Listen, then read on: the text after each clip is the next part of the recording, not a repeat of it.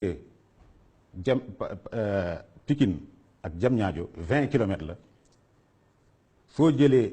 1 milliard le kilomètre yi ñuy defee Tunisie 1 milliard 122 milliards la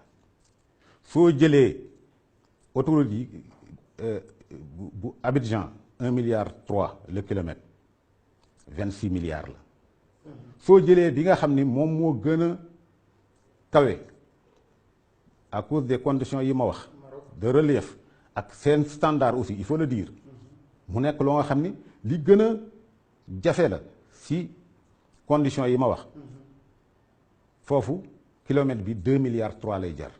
waaye soo jëlee ñooñu nga xam ñoo defoon autoroute soo leen indi woon fii suñu bokkoon wala nga kii leen y compris entreprise marocaine bi si bokkoon su fekkoon ni laaj nañ ko njëgam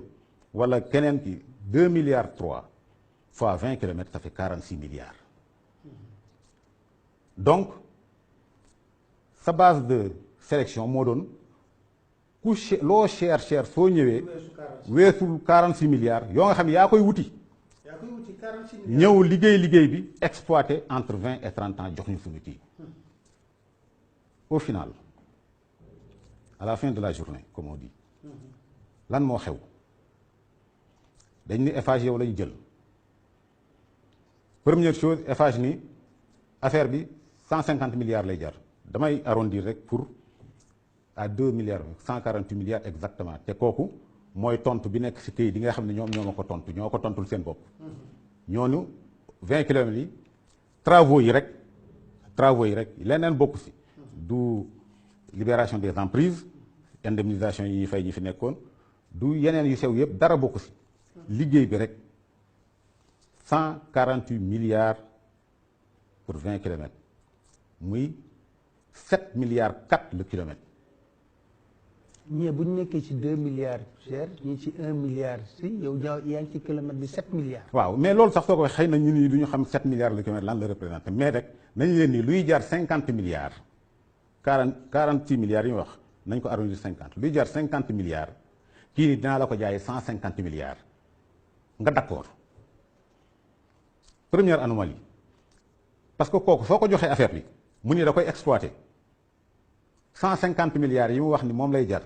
50 milliards yi la ciy def am si bénéfice 100 milliards yi mu def ko si poche am ni nag léegi bala ma fiy jógee damay récupérer li ma fi defoon 150 milliards récupérer sama bénéfice c'est-à-dire bénéfice sur 150 milliards. lii jar 50 milliards nga jaayee ko 150 milliards yow boo jotee 150 milliards yooyu da ngay jël 100 milliards déjà mu nekk bénéfice nga dugal sa poche ba pare nga jël 50 milliards yi nga xam ne moom mooy tabaxee ba pare toogaat fi liggéey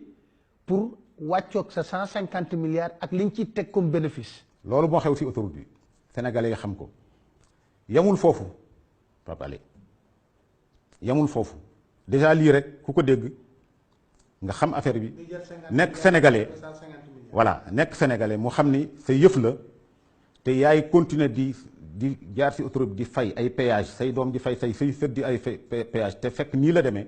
soo ko xamee saa yu jaar si autoroute bi sa xel sa xol kii donc problème bi c'est pas un problème ay éclairage ay grillage ay kii non c'est pas ça le problème est plus profond. Le premier scandale c'est ça. le premier scandale c'est ça mais yamul foofu au lieu moom ni mu ko waxee mu dem lebi li mu wax nii moom moo 150 milliards yi dem lebi ko def ko si dem jëli ko dañu sax tout compte fait yéen Sénégal ñaata ngeen am il faut ngeen participer. te au début cahier de charge bi dañ ne woon yow yaay wuti xaalis ñëw def mooy principe bi beauty loolu mooy principe bi su amee ay kii tamit mën nañ la defal ay subvention pour ay exonération fii ay kii yooyu ay moo koy encadrer mais principe bi mooy loolu moom la ñu bind sax clairement premier kii bi a pour objectif de concevoir financer construire exploiter ce sont les termes écrits noir sur blanc yooyu yëpp document yaa ngi fi donc kooku ni 150 milliards luy jar 50 même su fekkoon daf ko jëli ñëw liggéey ko nax na la dès le départ mais yamul foofu comme ni ma ko waxee dafa ni la il faut que yow finalement il faut nga participer ñaata nga yor Sénégal mi yor naa 37 milliards sama poche sama budget mënu ko doyul ñu dem lebiyaat 50 milliards AFD ak Banque africaine de développement 87 muy milliards 87 milliards mu ne waa léegi kon man ngeen ma jox ma téye ñu jël 80 nga xam bu daaj si poche bi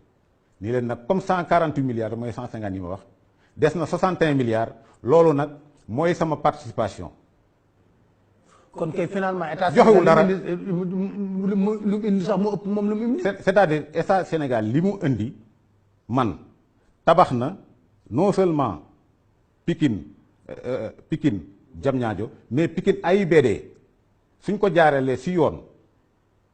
jël prix chinois yi nga xam ne ñoom ñoo liggéey autoroute yi et jóge na wala ñu jël prix n'importe lequel prix yi nga xam ne moom la ñu daan a defee Dakar Saint-Louis suñ ko si appliqué woon 87 milliards yi defar na Dakar ba AIBD mu des te kenn du si dugal dërëm état mooy pare daal ni su ma neexee ma bàyyi mu autoroute mu free su ma neexee ma def ko péage li ma si récolté ma tabaxee ko yeneen autoroute mais yemul foofu donc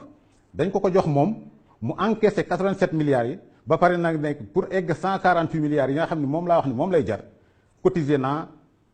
61 milliards dem lebi 60 milliards dugal si poosam parce que su lebee tamit boppam lay fay daan ne nag léegi dugal naa 61 milliards donc ambassadeur bi su nekkee fii dafa defe ni Sénégal ñi fi dëkk jànguñu xamuñu fu jant bi jóge dañ naan ay day perte gi waxul dëgg ils ont gagné des centaines de milliards au départ avant même de commencer ñun nag je le dis et je le répète waxuñu ko parce que man bi ma tiré sama trait si kii bari yàgg naa ñi ngi liggéey ñi ngi dund ñi ngi évoluer egg nañ ba fii sant yàlla